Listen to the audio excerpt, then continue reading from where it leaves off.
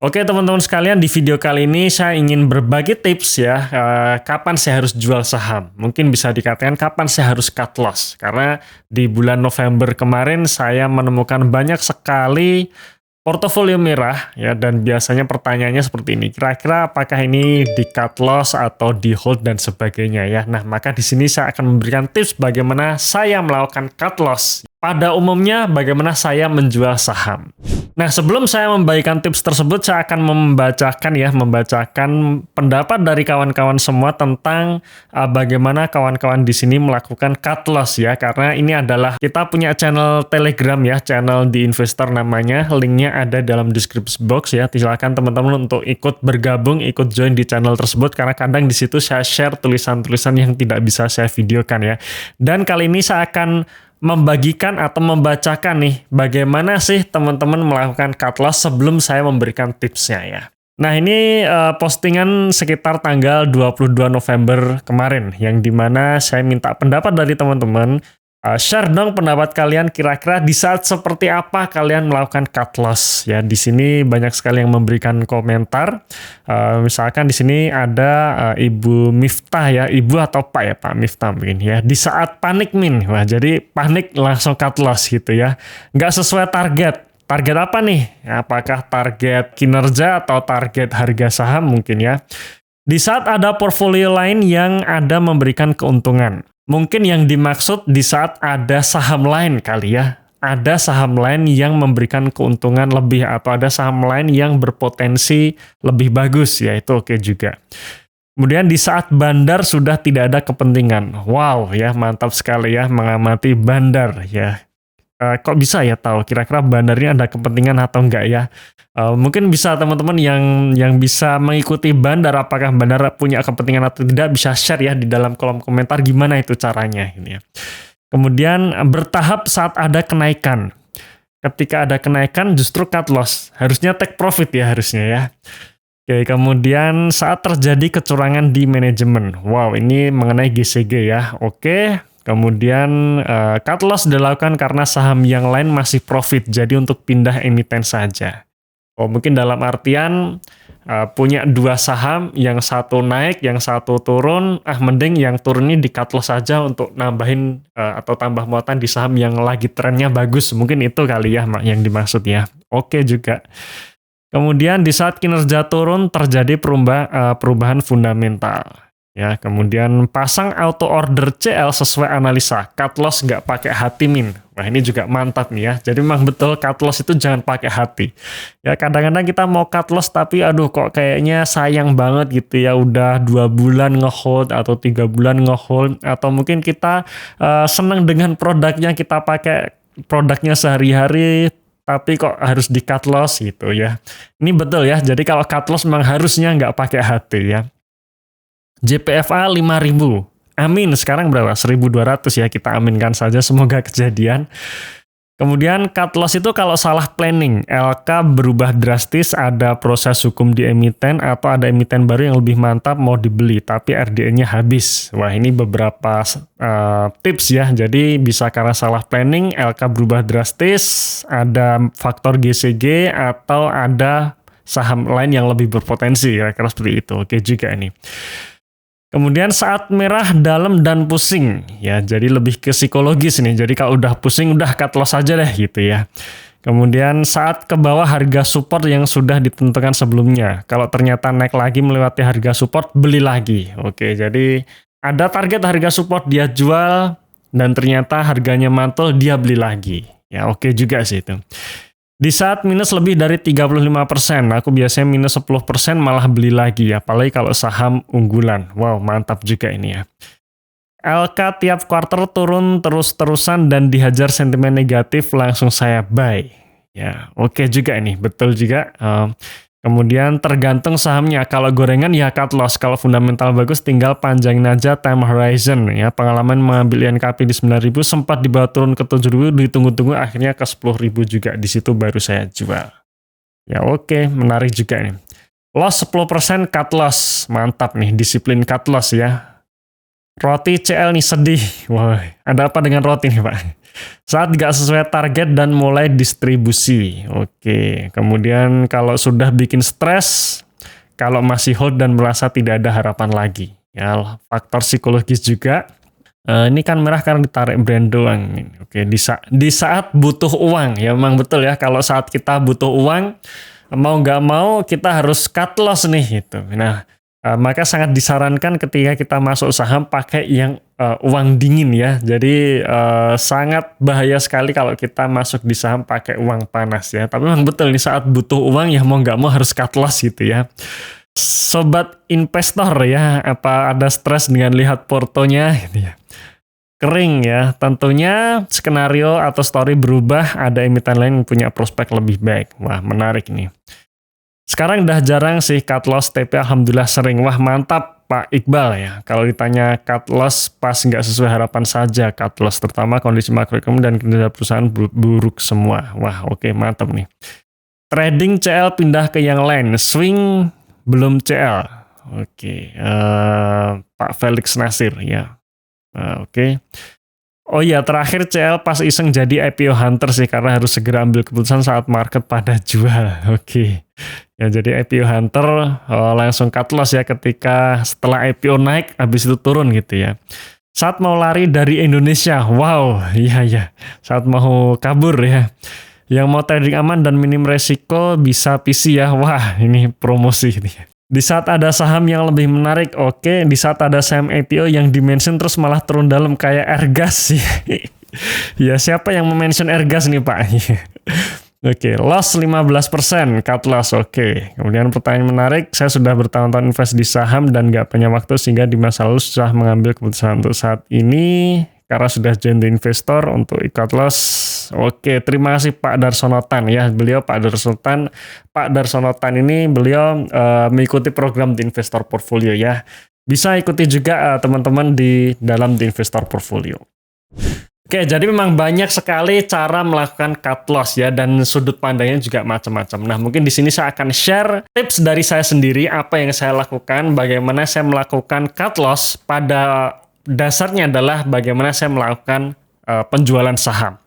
Nah, sebelum kita masuk ke dalam penjualan saham, kita harus ngerti dulu posisi kita. Apakah kita di posisi jangka pendek, ya, investor jangka pendek atau investor jangka panjang?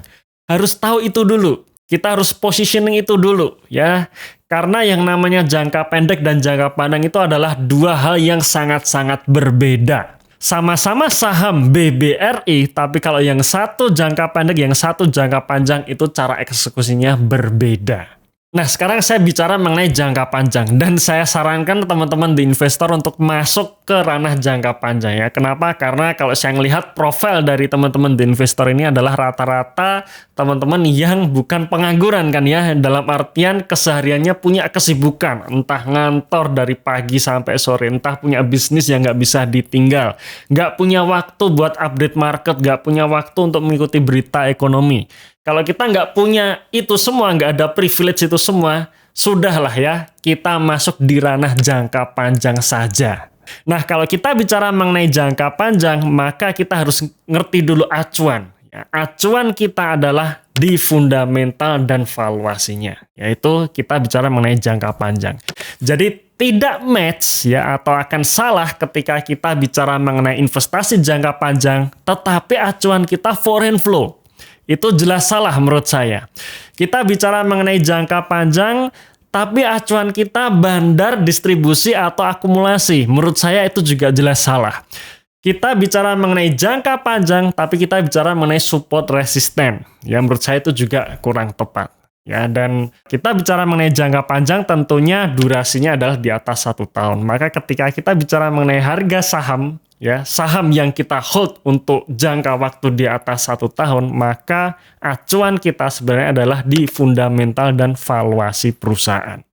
Lalu kapan kita harus melakukan penjualan? Nah, kalau saya sendiri ada 3 peristiwa ketika saya harus memutuskan untuk menjual saham. Sebenarnya 3 peristiwa ini atau 3 tips kapan saya jual saham, kita sempat bikinkan videonya beberapa kali ya, bahkan beberapa kali, dan kita ulang-ulang terus. Nah, mungkin di video kali ini saya singkat saja karena kita tadi sudah membacakan pilihan-pilihan atau sudut pandang dari teman-teman yang lain. Nah, 3 hal kapan saya harus jual saham. Yang pertama adalah ketika valuasinya sudah tidak murah lagi. Saya biasanya akan memilih saham yang ada potensi kenaikan 100%. Dan biasanya kenaikan 100% ini akan didukung dengan kinerja yang melompat ya, kinerja yang kenaikannya cukup signifikan. Ya, katakanlah misalkan perusahaan tersebut labanya naik 100% atau naik 200%.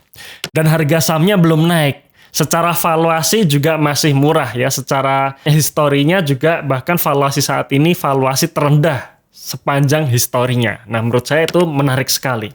Ya, saya beli. Seiring berjalannya waktu ya kita tunggu. Pekerjaan selanjutnya saya akan menunggu. Sampai kapan ya? Sampai harga sahamnya naik ya.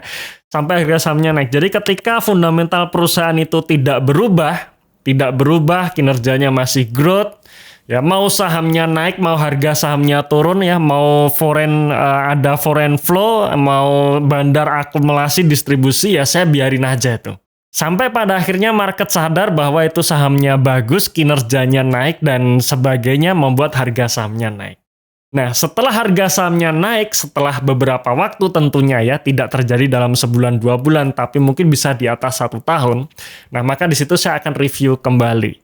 Apakah saat ini valuasinya sudah tidak murah lagi atau bahkan sudah mahal atau sebenarnya masih murah? Saya biasanya acuannya adalah di growth kinerjanya. Biasanya ketika kinerja sudah naik di atas 200% katakanlah ya, udah naik signifikan. Biasanya tahun depannya growth-nya sudah tidak sesignifikan seperti semula ya. Katakanlah setelah naik 200%, mungkin tahun depan growth-nya tetap naik tapi naiknya 20% katakanlah. Nah, secara harga sahamnya sudah tidak murah lagi. Ya, dalam artian udah naik 100%, maka saya tidak akan bisa mengharapkan harga sahamnya akan naik 100% lagi dari harga saat itu. Nah, di setelah saya biasanya akan melakukan take profit. Ya. Nah, itu tips yang saya lakukan yang pertama ya. Kemudian yang kedua, kapan saya melakukan penjualan saham? Ya, saya melakukannya ketika keperluannya untuk rebalancing. Rebalancing ini macam-macam. Ada misalkan portofolio saya, katakanlah ya, misalkan saya punya 5 saham, saya beli saham terus ya, saham A ini terus-terusan tanpa saya sadari tiba-tiba alokasinya menjadi yang terbesar. Katakanlah udah mencapai 40% dari alokasi total keseluruhan portfolio.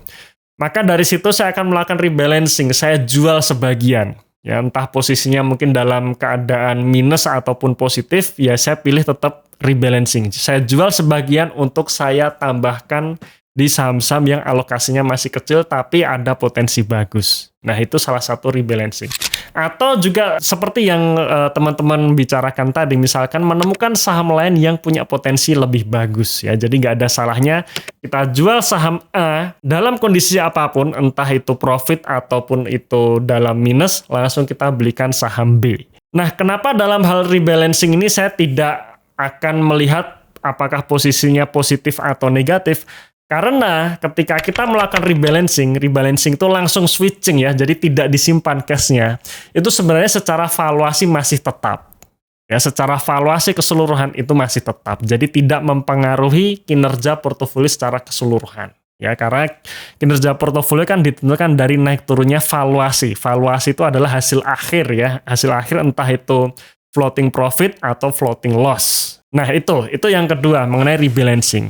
Kemudian yang ketiga adalah cut loss ya. Kapan saya jual saham adalah untuk cut loss. Nah, cut loss ini biasanya saya lakukan ketika fundamental sudah tidak sesuai dengan yang saya inginkan. Misalkan saya menginginkan bahwa emiten ini kinerjanya naik dan seharusnya setelah saya analisa kuartal 4 2023 harusnya kinerjanya naik. Ternyata di pertengahan jalan tiba-tiba nih ada sesuatu hal yang kemungkinan besar bisa mempengaruhi laba di kuartal 4. Nah, maka di situ proyeksi saya bakalan turun nih. Nah, di situ saya melakukan cut loss ya. Atau misalkan ketika rilis, kalau tadi yang awal ini tadi kan saya masih memproyeksi bahwa tiba-tiba proyeksi saya berubah nih dari harusnya laba menjadi turun ya, atau menjadi rugi. Nah, maka di situ saya cut loss. Atau mungkin saya salah analisa, ya namanya manusia pasti kita melakukan kesalahan, dalam artian saya menganalisa dan memproyeksi kinerjanya harusnya naik, ternyata setelah rilis tidak. Setelah rilis ternyata justru labanya turun. Ya, nah maka di situ saya biasanya tetap akan melakukan cut loss, dan memang setelah LK rilis biasanya harga sahamnya memang udah turun duluan ya, alias kita kalah dengan insider katakanlah ya. Cuman menurut saya nggak masalah ya. Salah analisa, kita akui kesalahan kita, ya sudah cut loss. Atau juga perubahan fundamental yang mendasar. Misalnya nih, pertama neracanya sehat. Tiba-tiba di tengah perjalanan perusahaan mengumumkan akan meminjam dana dari bank sekian, yang dimana akan membuat neracanya menjadi tidak sehat. Ya kalau seperti itu ya sudah, saya juga pilih cut loss.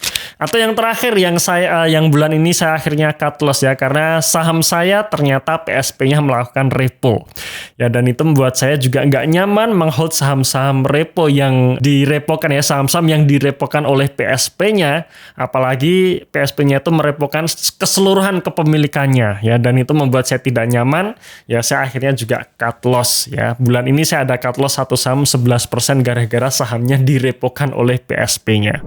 Nah, itu tadi tips ya atau sharing saya kapan saya harus menjual saham. Nah, kalau kalian gimana nih? Yuk kita diskusi di kolom komentar.